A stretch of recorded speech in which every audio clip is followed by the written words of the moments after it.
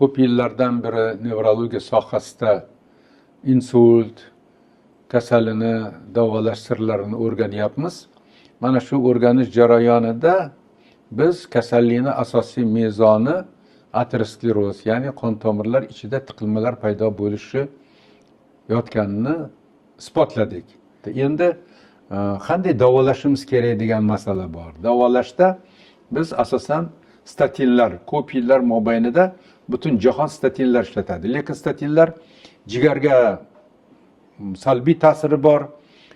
Qo'l, oyoq mushaklarida og'riq beradi. Mana shu og'riqlarni kamaytirish uchun hozir aynan biomais yoki maysara deb nomlangan biologik aktiv modda hisobida qabul qilinyapti. BAT deymiz. Mana shu preparat statin bilan birgalikda qabul qilinganda birinchidan jigarga va mushaklarga ko'rsatayotgan salbiy ta'sirini kamaytiryapti, yo'qotyapti. Maysara preparatini qabul qilishni tavsiya qilaman.